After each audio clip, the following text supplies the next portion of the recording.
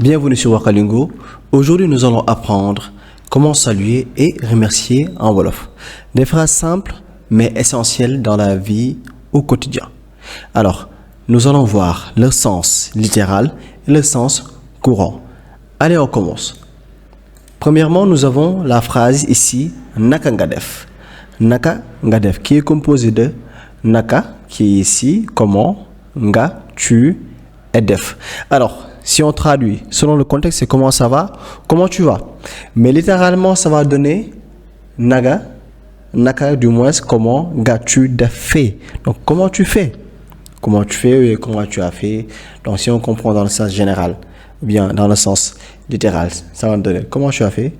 Mais dans le sens contextuel, c'est comment tu vas. Qui est composé de naka toujours, comme j'ai écrit, comment, ga, def. Alors, sur ce, on va comprendre automatiquement qu'il y a un diminutif. Naka, si on a le ka, on est naga def. Si vous entendez naga def, c'est la même chose. Donc, na, nga, def. Naga def et naka nga def signifient la même chose. Un instant, on n'a pas encore terminé sur naga def. Il y a aussi no def. No def, qui est aussi un diminutif de naka nga def. Donc, nagadef, c'est toujours nakangadef. No def aussi, le nom qui regroupe le naka, langa, no, et def, fait. Donc, no def, faire. Donc, comment tu vas. Ensuite, nous avons ma ngi fi rek. Ma ngi fi rek. Ma, toujours je. Ma ngi suis, fi, ici, rek. Rek, c'est seulement. Alors, je suis juste ici, je suis juste là. Ça, c'est la traduction littérale. Je suis juste là, je suis juste ici. Alors, mangi fi rek veut dire je vais bien. Je vais bien. Mangi fi rek. Mangi fi rek, je vais bien. Comme je disais, ma, je, gi, suis, fi. Ici, rek, juste là, je suis là. N'est-ce pas? Ou bien seulement là. Alors, en guise de réponse, on peut aussi donner mangi ci jàmm. maa ngi ci jàmm. Alors naga def maa ngi fi maa ngi ci jàmm. Aussi maa ngi sant yàlla. maa ngi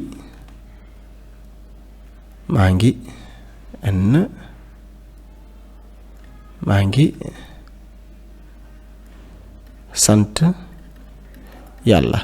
Alors, je vais réécrire mon ngi parce que le N est un peu mélangé. Mangi sant yàlla. Donc, je rends grâce à Dieu. Mangi, je suis. Mangi, je suis. Ci, dans, à l'intérieur, en, jàmm, paix. Donc, je suis en paix. Je vais bien. Quand je dis mangi ci jàmm, c'est-à-dire que je suis en paix. Donc, je vais bien. Mangi sant yàlla. Mangi sant yàlla. Je rends grâce à Dieu. Sant, c'est rendre grâce. Yàlla veut dire Dieu. Yàlla qui est là veut dire Dieu. Donc je suis en train de rendre grâce à Dieu. Si on essaie de faire une traduction littérale, donc c'est je rends grâce à Dieu. Mangi sant yàlla. Ensuite nous avons jàmm rek. Toujours dans les réponses. Jàmm rek. Jàmm rek, comme on a vu ici, c'est paix seulement. Seulement la paix. Jàmm veut dire paix, rek veut dire seulement, comme je disais, avec maa ngi fi rek. Maa ngi sant yàlla, jàmm rek. Donc jàmm c'est la paix seulement. Alors, pour terminer, on va remercier en disant jërëjëf. Jërëjëf. Jërëjëf qui veut dire à la personne je te remercie. Je te remercie, jërëjëf. Alors, vous pouvez aussi entendre autre chose que jërëjëf. Vous pouvez entendre par exemple jaajëf. Jaajëf, si vous entendez jaajëf, jaajëf aussi veut dire jërëjëf, donc c'est la même chose. Jaajëf, jërëjëf, jaajëf. Alors si c'est un groupe de personnes, je vais dire jaa ngeen jëf ou bien jërë ngeen jëf. Alors jaa ngeen jëf et jërë ngeen jëf, jaa ngeen jëf jërë ngeen jëf veulent dire la même chose. C'est toujours le pluriel. jaa ngeen jëf jërë ngeen jëf. Alors jërëjëf, jaa ngeen jëf, jërë ngeen jëf. Alors, on va revenir. N'oubliez pas de prendre des pauses histoire de bien prononcer. Après chaque lecture, vous prenez une pause, vous répétez par vous-même. Alors, on y va. Naka nga def. Naka nga def. Maa ngi fi rek. Maa ngi fi rek.